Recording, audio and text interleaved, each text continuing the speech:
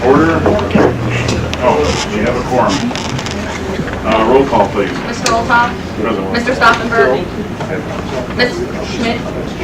Mr. Hess? Mr. James? Ms. McBride? Mr. Marcotte? Mr. Scholl? Mr. Tholen? Mr. Trick? Mr. Washington? Mr. Whitten? Mr. Cruz? Mr. McLaren? Okay, you've received the minutes of the July 31 meeting, not of the July 9th. The July 9th. This was an error in communication. So we'll approve the minutes of the July 31 meeting. Moved by Mr. Hess, seconded by Mr. Washington. Any discussion? All in favor say aye. Aye. Opposed? Motion carries. Roll call. Oh, yeah. Good morning. So how are you? Yeah.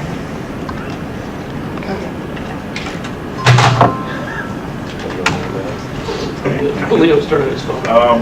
Public comment. Joellen?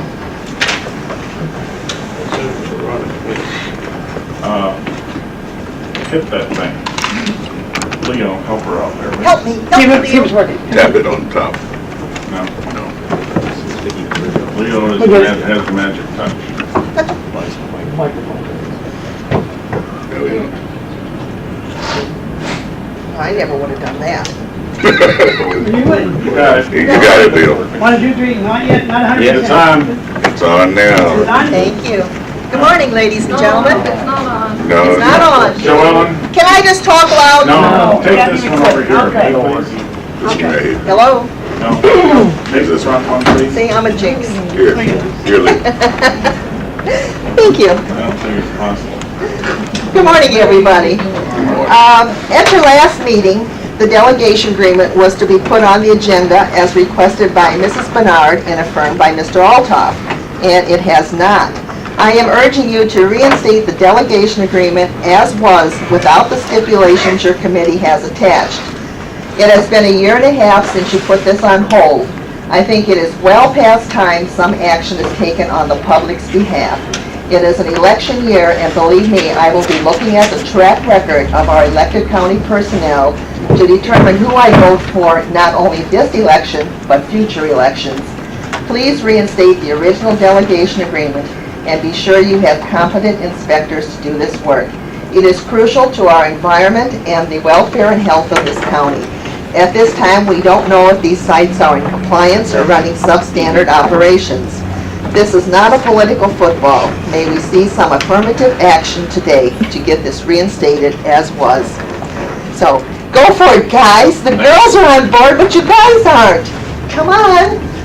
Thank you. Thank you. 1, 2, 3. 1, 2, 3. 1, 2, 3. No, it's doing, Rubio. When you hit it, it works, so if you could just hit it while the person talks. Okay. Mrs. Brzezinski, would you take, either if you want to take that one, or you can come up front here. This is fine, thank you. Good morning. My name is Ann Brzezinski, and I'm the attorney for Kathy Malum, the petitioner in ZBA case 0802. Ms. Malum and her late husband entered into a contract to buy from Don and Shirley St. Germain, realtors who were going to sell them 5 acres of land and construct a home on that land, and the closing wouldn't be until the home was complete. The only realtor involved were the St. Germains. There was no attorney for my clients, they had no lender, they paid cash, and there was no appraiser. The closing took place, and 5 acres were deeded to my clients from the St. Germains. The evidence at the ZBA hearing included a building permit application wherein someone had written on behalf of the county, is it going to be divided? And the answer was put no, DS, by Don St. Germain, who did the application for the building permit. My client had no idea that this property was illegally zoned until last year when she sought to have a fence installed on her property. This is troubling, obviously, on many levels. We have an innocent purchaser who is in the process of seeking recourse against the St. Germains, but that does not solve the process she has of a house in place that if in fact it burns down, she can't rebuild it, she can't put up her fence, she can't do any remodeling of the property, and at some point in the future, which she has no intention of doing now, she will likely have incredible difficulty in selling it. Rezoning this property would certainly resolve some of her problems, but she is still left with the challenge and the burden of seeking compensation and recourse against the St. Germains. Thank you.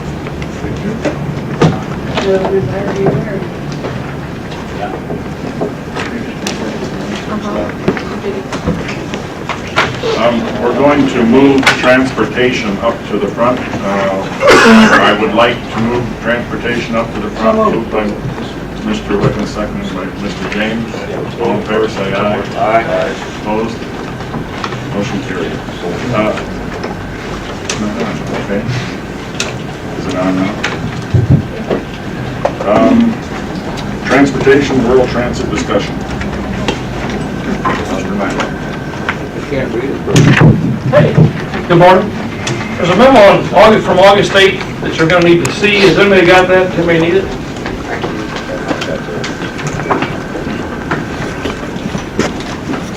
Anyone else? It's in your packet.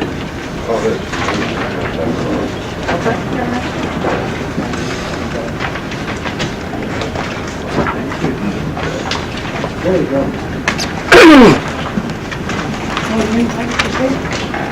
Yeah, you don't have to color it. Is it in the packet? Yeah, although I've been lied to about that before. What's in the very back? It's got pretty maps in it. Okay. Oh, okay, here we go. Okay, back, last 2 pages.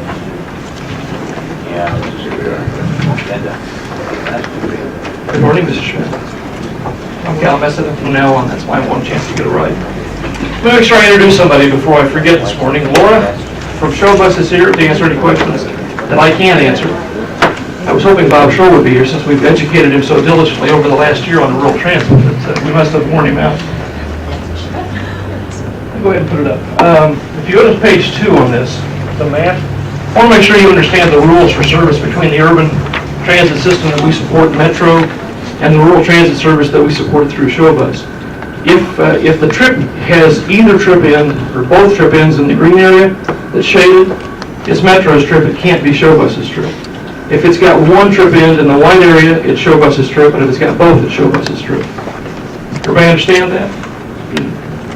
We have some difficulty explaining that from time to time to people that call in. So if you wanted to start a service to take people from nursing homes to hospitals, for instance, it's not a rural transit issue, it's a Metro issue. Mr. Schultz. Morning. I'll make sure you understand that. Sun River to Roland Park, you know, it's not green. And let me explain some slight issues on that. Sun River Terrace is in the green, but it's not served by Metro, so we continue to service Sun River Terrace. The other thing that's a little bit confusing right now is that on Monday, Metro started service in Mantino. And quite frankly, we don't know who's going to service what in Mantino yet. We haven't had that discussion yet because things are so new. But we'll get that straightened out. We'll have a memorandum of understanding between us and Metro as to who serves what. What's the orange line? That's the 2030 boundary. That's where we thought 5 years ago, that's where we thought we would be in 2030. We're past that area in some cases already, so yeah. Our crystal ball is known better than anybody else's, apparently. The other thing I want to make sure you're aware of is on the next page, page 3, there's a map that shows Showbus's rural transit service area. Let me make sure you understand that. For the north, for the orange area on that map, the north and northeast area, we serve 3 days a week. For the blue area, the south and southwest, we serve 1 day a week. For the pink area, the northwest, I guess, we serve 1 day a week. In the green area, the southeast portion of the county, we serve 5 days a week. So there's 2 buses in essence providing service 5 days a week throughout the county. One of the rules for getting rural transit money is you have to serve the entire county. And through this service, we do serve the entire county. The way the service works is you call in a day ahead of time. Well, you call it before noon the day before, I guess is the way it's. In reality, if you call in the day of and we get a chance to pick you up, we will. And in general, it's supposed to be you call in the day before and we'll pick you up if we provide service in that part of the county that day. Everybody understand that? There aren't enough buses to serve the entire county all the time. What day of the week is that, the ones that are 1 day? Right here. The north and northeast part of the county, Mantino, Grand Fork, and Momence is Tuesday, Thursday, and Friday. South and southwest is Chavance, Cavery, Buckingham, Berkshire, and Irwin. That's on Monday. And the northwest is Union Hill, Reddick, Essex, and Bonfield 1 day a week on Wednesday. So if you've got somebody in your district that wants to, I have a question. sorry, I can't respond to you unless he recognizes you. I don't think that's going to happen. Okay, maybe I shouldn't have said that. Hello, Mr. Altoff. I just want to know, what does it cost from Essex to, when I get infirmed? Well, there's two different fare levels. One of them is $4 round trip if you're not in a wheelchair. If you're in a wheelchair and you're provided for special, that's not true totally, is it? Well, not yet, but it could happen. If you are picked up on the days we say that we're providing service in that part of the county, it's a $4 round trip. Oh, that's great, that's great. Regardless of whether you have. Okay, Yeah. Mr. Washington, did you have a comment? No. No, I. You sure? Mr. Whitten? Thank you, Chairman. In Cavery and Chavance, do you cover the whole village? No, we only cover in our county, Okay. unless they want to walk across the border. Oh, that'll be illegal. It's a long Can't walk. do that.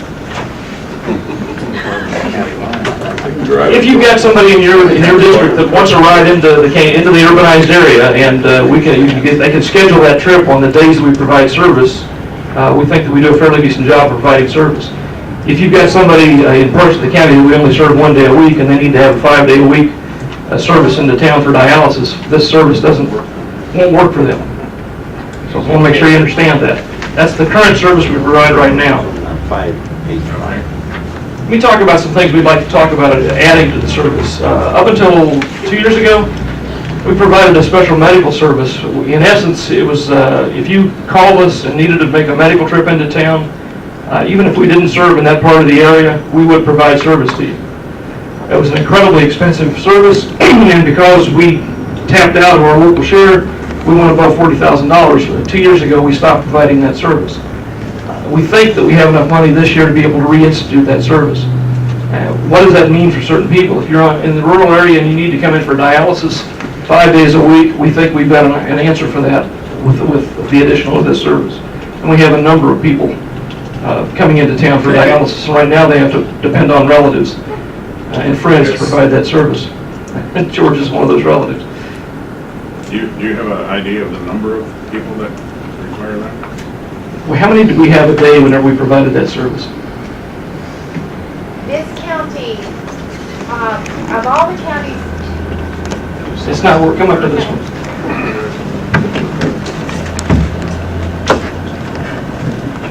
Of all the counties I serve, Kankakee County had the least amount of special medical service needs, but that was when you had a lot of other private providers.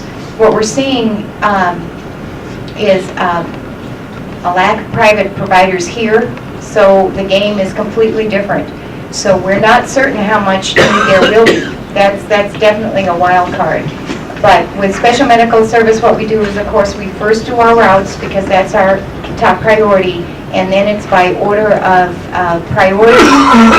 If we find that there's an area that has an ongoing dialysis need, then we'll look to see if we can establish a route rather than have it at special medical. So Kankakee is in a state of transition just because you are losing quite a few of your private providers. And sometimes you gain one, but they don't stay very long. Let me explain why we're losing private providers. Medicaid repayments are, at this point, 9 months behind. And if you're in the private business and you're trying to live on something that's 9 months behind, it doesn't take very long before you're out of business. So we've seen, 2 or 3 at least in the last year go out of business or go someplace else where they can make money. So we would like you to consider the reinstitution of the medical service. I'll try to give you some economic numbers on that here in a second. The other thing we'd like you to consider is work trips. We've never provided service for work trips. It was more than we could handle. We think we've got a chance to provide work trips in one particular part of the county in Momence, and there's an employer in Momence that we'd like to try, and it's in your packet if you want to know who they are. We've gone out and talked to them. They've got some interesting needs. They've got a 6 o'clock, a 7 o'clock, and an 8 o'clock shift, and we've discovered that we can't serve 3 hourly shifts with one bus that goes back and forth into town. It's more than a half an hour trip, so we've got to make some fairly unique scheduling runs, I guess is what it boils down to. But we think we can schedule that trip along with special medical with the same bus and have it be able to do it during the entire day. If you've got questions about work trips, I'll answer those in a second. Let me try to pass out this financial stuff. While you're doing that, Mike, I just want to mention about the work trips is that one of the things that we've been doing as we were visiting our existing employers in the county is asking them a number of questions about what are some of the hurdles for growth and development in the community. How can we help as a body make the business environment better for you? As we started to talk with some of our major employers that are outside the urbanized area, one of those items was getting accessibility to work, and given the cost of gas today, this was something that we found very quickly as we started to do retention visits across the county. And we're very excited to be able to see if this kind of pilot project can work, because I think it's essential for the residents and the workers in the community to be able to have access. And this is very exciting if we can pull this off. Let me explain to you that when we met with this employer, gas was at $4 a gallon and rising. I mean, that's going to make, the economic necessities make this thing interesting, and that's whenever we started to get some interest from people. And we think it's going to be back there again, so we want to talk about doing that. Let me try to give you an idea of the amount of money we've got this year. For the first time ever, we've got access to state money. You'll see that $407,000 number there. We've never had access to state money for rural transit before. So that's a huge influx of funding for this service. The federal amount of money this year is $157,000. This committee has tapped the local share of $40,000. We have a contract with Thresholds in St. Anne. Why don't you move up and sit down up here so we don't get you going back and forth. That's $33,000. We've got about $6,000 in fares. We continue to get, thank you to all those townships and villages that respond to our fundraising letters. We continue to get about $5,000 from donations from townships and villages, for the total of around $650,000. The two buses that we've got in service running right now is around $325,000. So the total service is $325,000. We've got around $325,000 left for new service. Can you just scroll that up so I can see? No, yeah. Not bad, no doubt. We think that if we run one bus for the Moments work trip and doing special medical in the middle of the day, it'll cost us about $180,000. And then we need one bus to handle since we can't run a bus every half an hour back and forth, we can handle the 6 and 8 o'clock work trips with one bus. We need another bus to handle the 7 o'clock. And the same thing in the afternoon. So we think we'll need another bus to run trips to doing that. So we're thinking that that'll be around $143,000, and then that'll run special medical on demand. So we think we've got enough money to run both those buses. Now let me give you the warning on this whole deal. Show me the money. We haven't seen the state money yet. Okay? We've submitted a grant request for it. We've been told that we are eligible for it. But this is a funny state to be in right now to try to plan anything, because until you see the money, you're afraid to actually say that you've got the money. It could be a line item deal for all we know. So even if you tell me today that you want me to go ahead with this, we're not going to do anything until we actually have the money in hand. Just so you know that. Good job. That's the financial part of this. Mr. Scholl. Thank you, Mr. Chairman.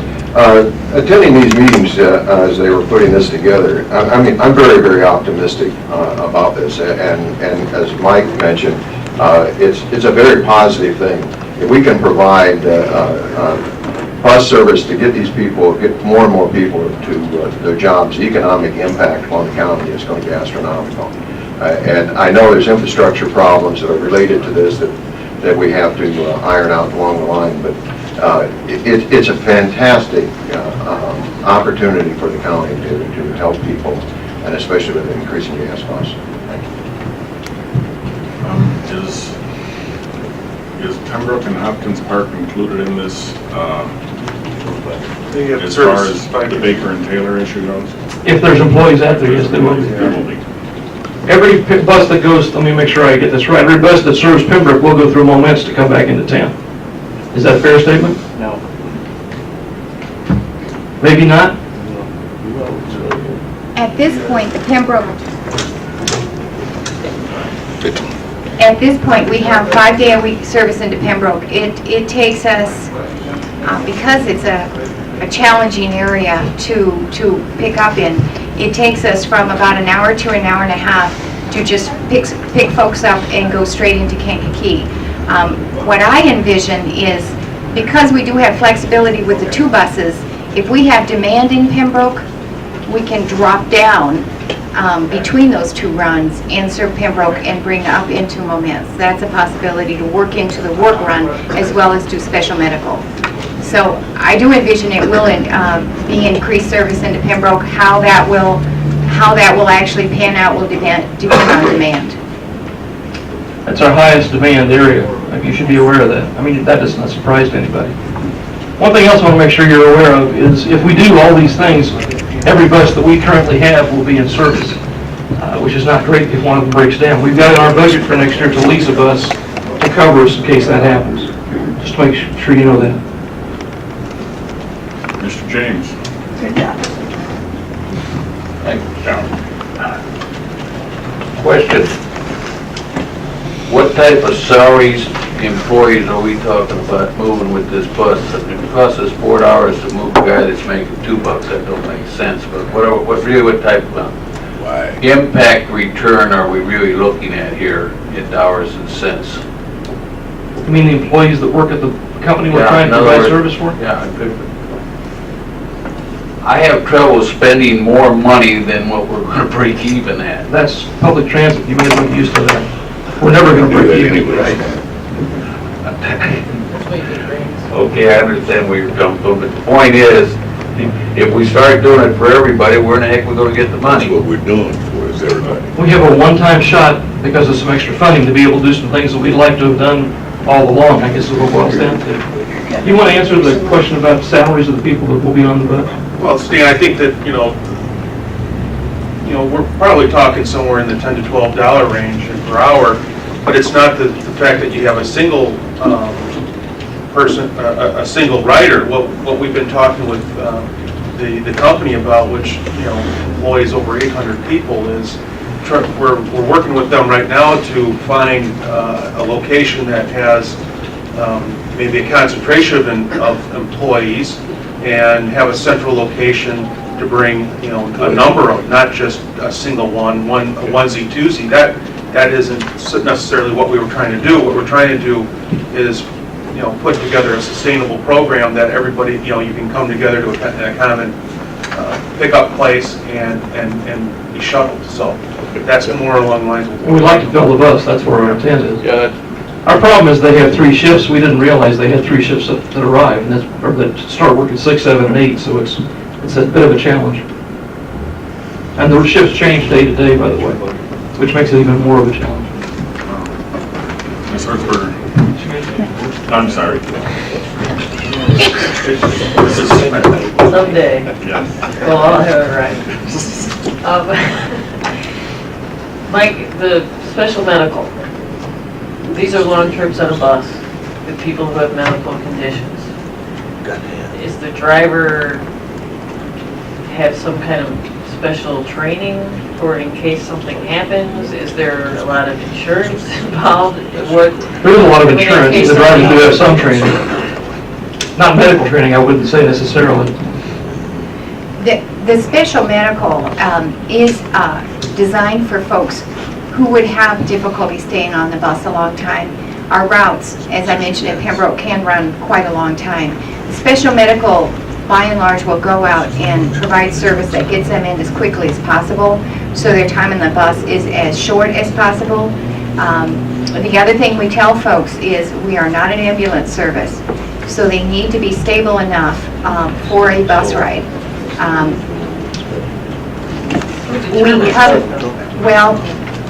We work with medical facilities and nursing homes, and that's the first issue we bring up with them. If someone wishes to ride with an escort, that escort rides free, and we're very happy to have an escort with someone who has a medical problem. But if there is any question of stability and that person should be by ambulance, then that is an ambulance service and not in our So do purview. you require some documentation to say, from the doctor, I'm able to ride the bus? You're looking at the wrong person, you need to be looking at her. I mean, just for liability purposes and for, You skirt the edge there of privacy issues and discrimination issues, so we try to be very sensitive to that. If we're working with, usually in that situation, we're working with a medical facility, and they're as aware as we are of liability issues and are very careful. And Dialysis again- folks know this business better than we do, quite Yes, frankly. yes, and again, we're very clear that we are not a medical transport. That's a different level of service. So we are very careful with that. And yes, we carry an enormous amount of insurance, simply because that's the smart thing to do. But we do try to make certain that all facilities understand our level of service. can I just say one more thing? Follow up? Well, and my concern would be that if we call ourselves a medical trip, or, you know what I mean, that this is medical service, that even though we give a disclaimer, that it still could be misconstrued as an ambulance.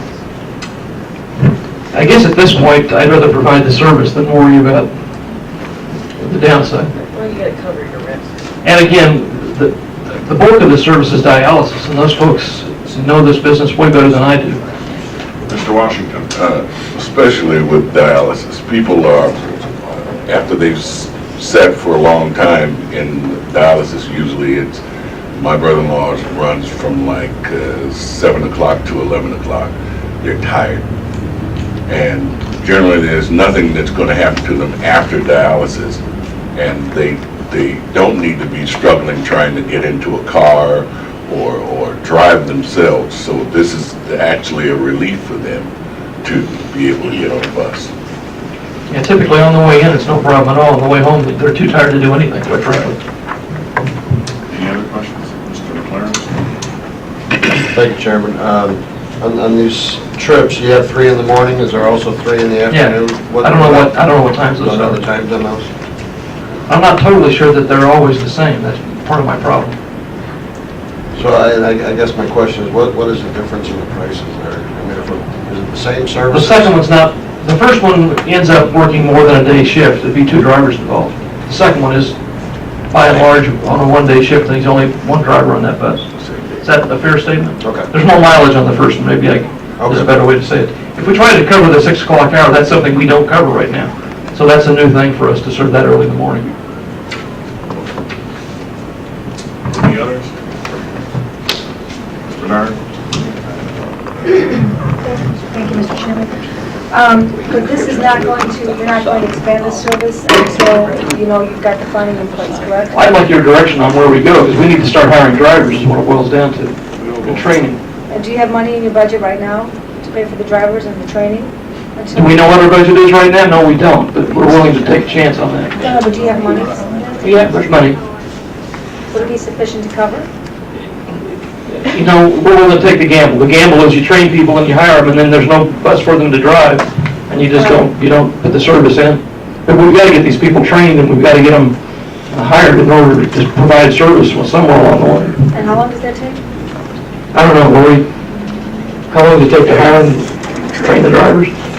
But training,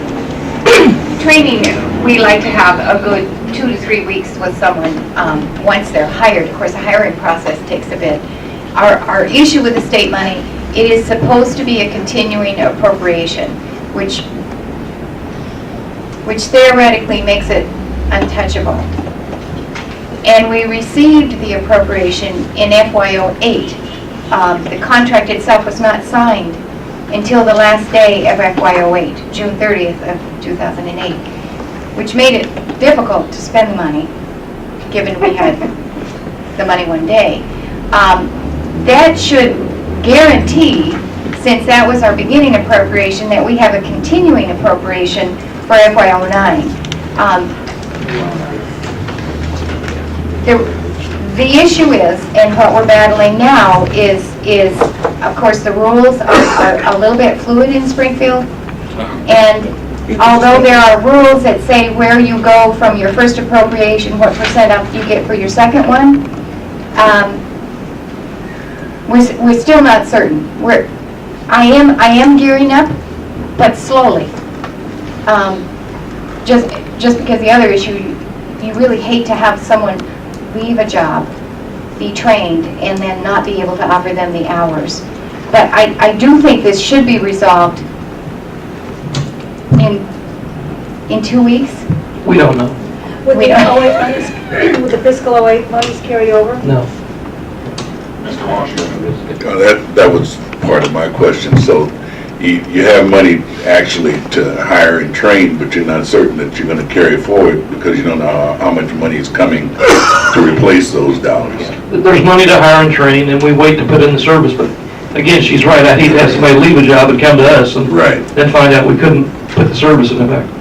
I need from you an idea of whether you want us to go this direction I as think well. we need to go that far. Yes. I wasn't finished. You weren't finished. No. Thank you, Mr. Chairman. I appreciate that. How much cost are we looking at for training?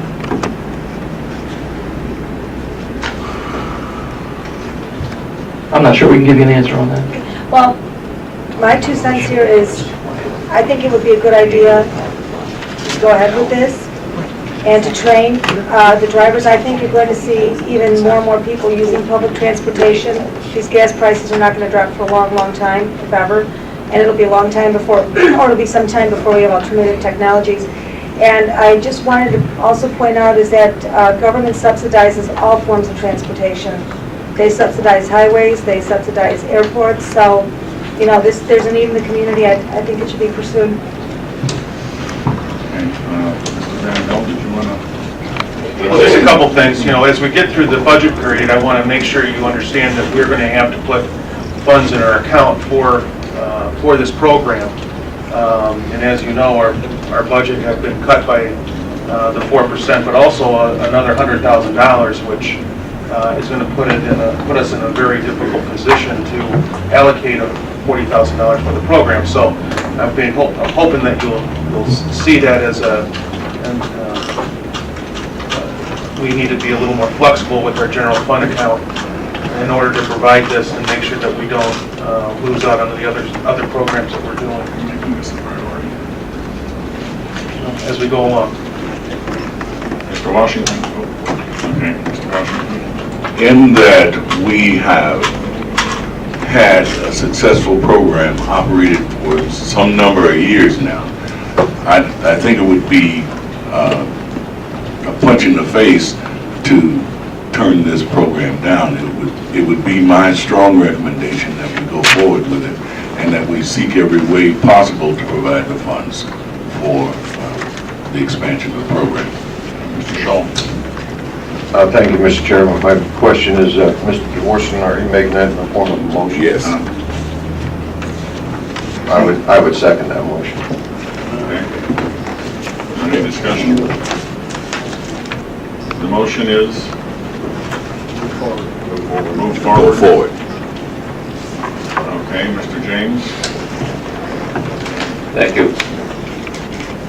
I think the thought of moving forward is excellent, but I'm concerned with the financial status of the state and how it relates to our programs and things. And I think if we're going to slap somebody in the face, it would be to put the program together and then find out we're embarrassed down the road we can't perform.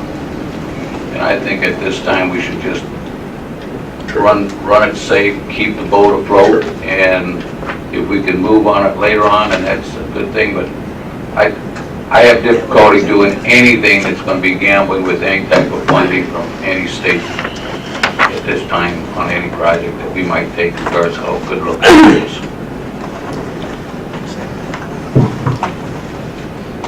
Mr. Bernard?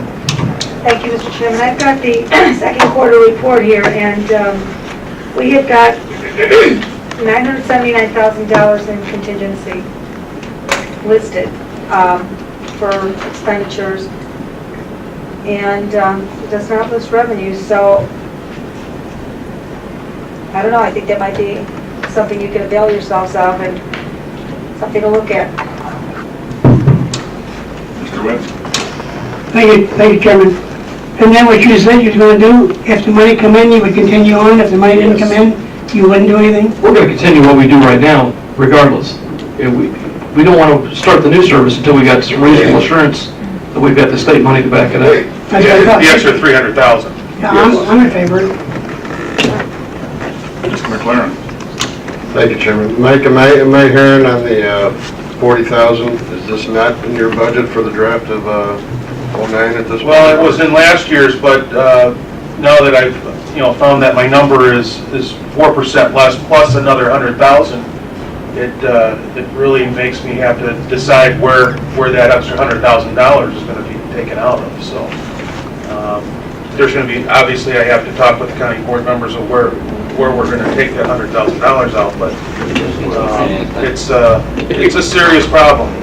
It's a serious problem for our department. So I guess my question is, are we going to be asking, if this motion passes, are we going to be asking finance, or are we going to be asking for an extra 40,000? Well, I think that it's going to be, well, when we start discussing the budget, I'll be able to go back to this meeting and say, there was a commitment from PZA that they want the 40,000 in there.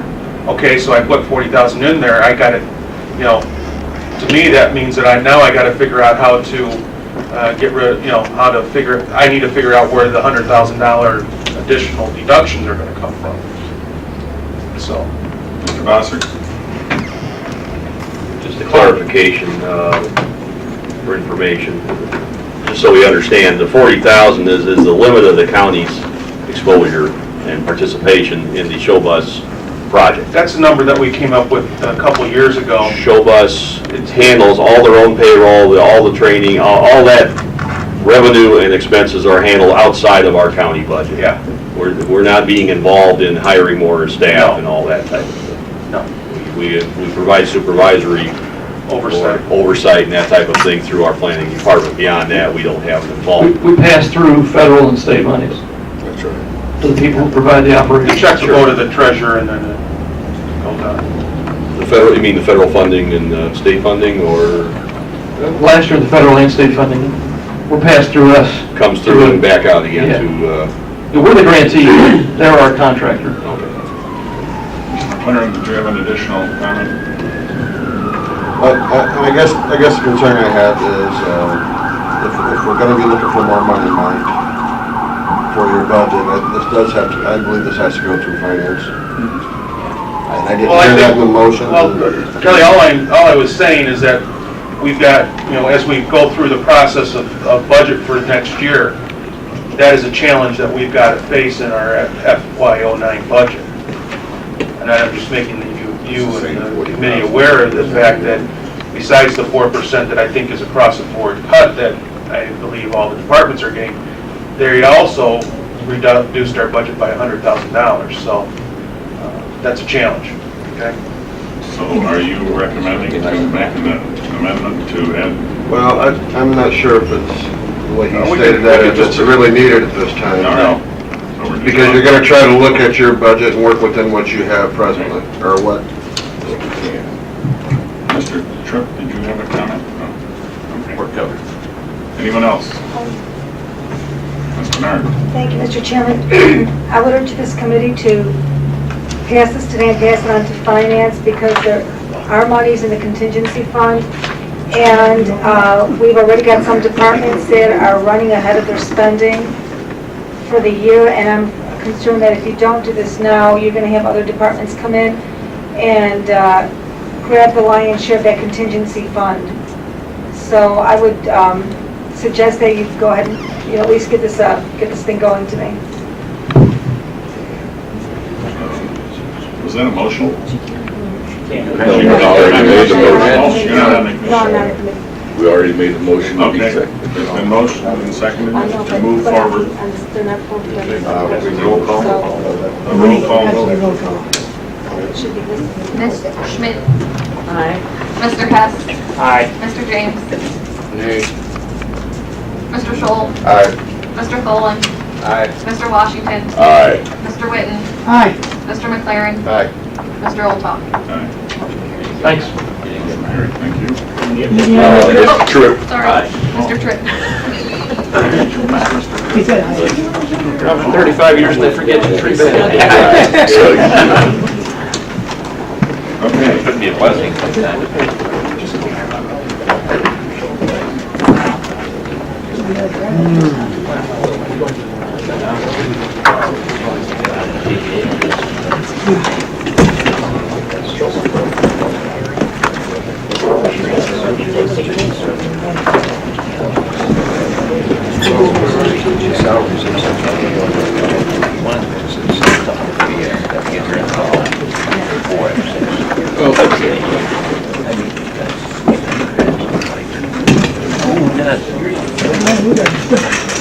Okay, going on, ZBA case. And you want to put this together with the subdivision? Okay.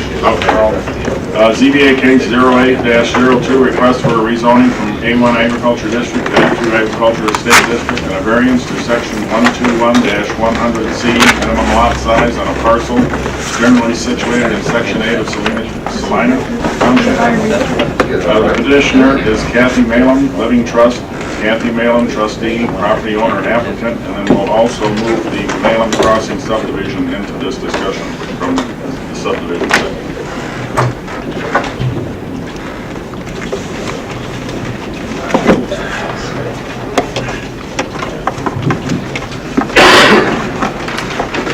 ZBA case 08-02 is a request by Kathy Malum to rezone a 2.16 acre parcel from A1 to A2 and a lot size variance because the lot will be reduced to it's 1.98 acres after the minor subdivision of Malum Crossing is created. Situation on this property, if you look at the map here, that the red area is the property in question. It used to be part of the larger parcel to the north and west. At that time, when the owner of the property at that time came in for a building permit, the property was 21.22 acres, and the county issued the building permit. Sometime after the house was built, he divided off the 2-acre parcel and sold it to the Malums. I don't have an exact date on that. This is a three-part case here. You have the rezoning, you have the lot size variance, and the lot size variance is because the minor subdivision requires right-of-way dedication, which is what drops the parcel size below the 2-acre minimum. And then you have the minor subdivision, which is, there's a drawing of it here. It's a 30-foot dedicated right-of-way on, I think it's 4,000 North Road. ZBA failed to make a recommendation on the rezoning part of this case, but they did vote 3-2 to recommend denial of the variance. Could you go to the map and point out where the delineation of where the 20 acres was, or the 21 point, was that? Yeah, the original parcel prior to this division, there were previous divisions, which is what's requiring the minor subdivision now. But at this time, at the time the building permit was issued, the parcel was this large parcel. What's the secondary line to the left? To the left. Right there, no. Right up from the red box. That There? No, the one next to it. No, Right there. right there. This? Yes. That's a drainage ditch. Okay. The tree line or a drainage ditch. Okay. that's competition. No, it was a legal parcel when the house was built and the building permit was issued. It was over 20 acres. I believe they stated. 20 acres owned by, I believe it was either Shirley or Don St. Germain. and the house, when it was built, was on their property? It was on that 21 acre parcel. Then after the building permit was issued and sometime prior to the Malums purchasing it, the 2 acres was divided off of the 21 acre parcel. So the Malums bought 2.1 acres 2.16 acres, yeah, from the St. Germain. from the St. Germain's. Which, Who built the home? St. Germain's, as far as I, the building permit was St. Germain's.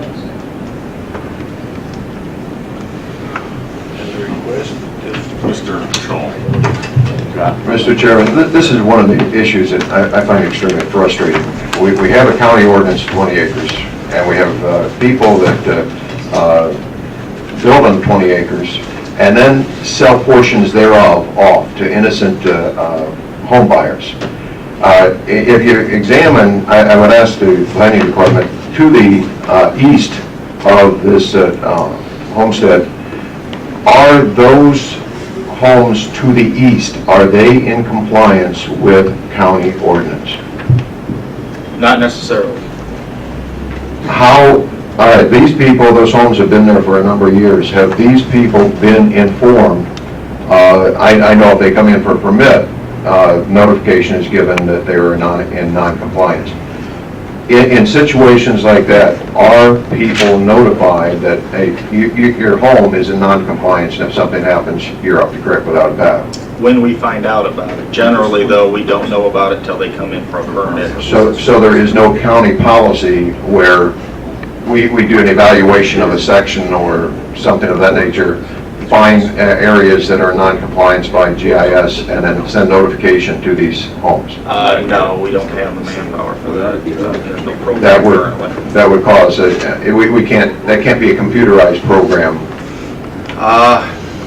I'm just... Maybe, but somebody would have to monitor that. I'm just curious because I find this extremely frustrating. You know, these people bought a home.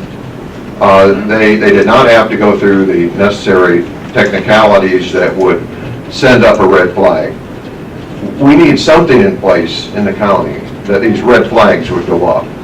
And quite frankly, I find that looking at this and other cases throughout the county, the 20-acre concept hasn't been working. So we either have to come down hard on the people that are taking advantage of it, in this particular case, the contractor, because I believe that those people knew or know what they were doing.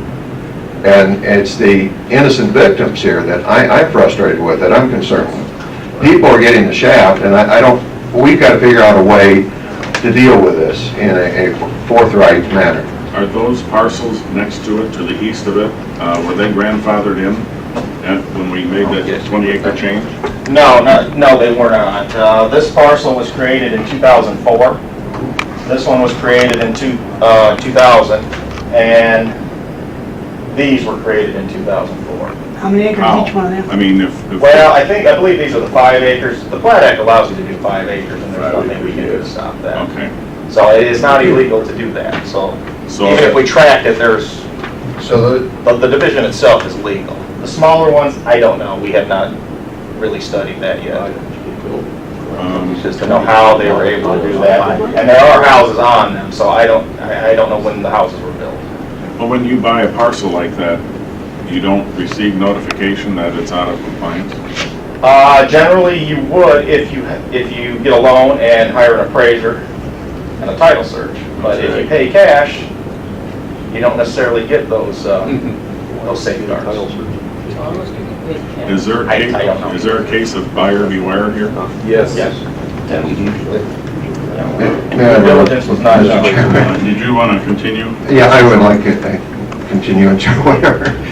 Yeah, that's something, even when I talk consumer ed, that irritates the heck out of me with this idea of buyer beware. I mean, you do your research, and if I buy a car that's a lemon, I have protection. The lemon laws, I have protection there. But we're saying if someone buys a home, their life savings, this is their dream, and hey, the heck with you. I mean, I don't think that's right, and I don't think that's a policy or procedure or direction the county should follow. Mrs. Schmidt? Thank you, Mr. Chairman.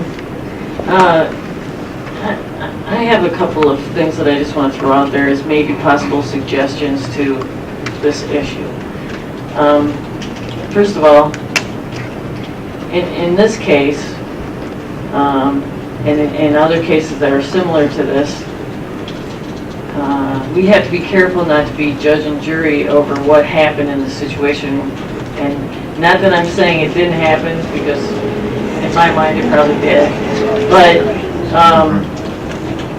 I think maybe in this situation we could do something like, if the victim is, or the person, the alleged victim, is pursuing some kind of judgment against this person that sold him this property, that we could maybe wait till that was done, that process was done, and if the judge has decided that these people are truly victims, then we could consider this case as a victim case, and do it that way. And then maybe we could pass some kind of ordinance that punishes people for doing this, where there's a big hefty fine, and record that, so that comes up when they go to sell these things on the title. And then that throws out a red flag that anybody involved in this could be subject to heavy fines. And that way we can take care of it in both instances, where if someone truly is a victim and it slipped through the cracks, we can help them remedy that situation. But they have to take those people to task who have sold them this property, so they pay for that. So if we just give them this, right, and the person goes scot-free, they'll just keep doing it. So, the buyer. those are just a couple of suggestions that may work to help alleviate some of this issue. But I think the 20 acres works. I've also been told that the ordinance reads to where there's loopholes. And I wondered if we could go over the 20-acre ordinance to see if there may be some better wording that we have in it, so people don't look at it as a loophole, and add that there will be hefty fines if someone proceeds to do this. The wording for it is fairly simple. You need 20 acres to build a home in the A1 district. Well, and then At the time of the building. But then, I know, at the time of the building permit. Well, it doesn't say that, but I mean, that's what's implied. Right, but that's how they, right. And then they say, well, I had 20 acres, But if you but don't then have 20 after acres, that, I got rid of then it. it's not in compliance with our zoning ordinance anymore. You have to maintain that 20 acres as well. But, I don't know, maybe we could just add some more hard language to the ordinance. I think it needs to be 80. All right, let's make it 80. We'll actually be looking at that later in the year. Stanley would be in favor of that, I know. I know, yes, sir, that Mr. take me Scholl. right back to the Mr. right. Chairman, we come back to still the basic, to me, the basic question. I just recently had storm damage on my home. All right, now, if I was not in compliance, I would come in for a building permit, and I don't know if I need one yet, I haven't checked it out. But anyway, if I would come in for a building permit, and they're saying, hey, no, you're in non-compliance, you gotta keep those holes in your roof. Now, I don't see that there is that much support from what occurred yesterday. In the long term, I don't see that there's that much support or that much dedication to the 20-acre issue to say, hey, no, we're going to back that up, and your house has to at least put a couple pails under it. I just don't see the determination to maintain that. So I think we've got to come up with some way to deal with these places that are not in compliance, other than say, all right, take the rest of your life savings, take this joker to court, and try to find resolutions there. We've got to come up with something. I don't know what, but... Would they be in compliance if they had 5 acres split off? No. You still have that 20. No. I'm saying, Oh. he sold them the 2.5. He split off the 2.5, which was not legal. He could have split off 5. If he would have split off the 5 with the house, they wouldn't need the minor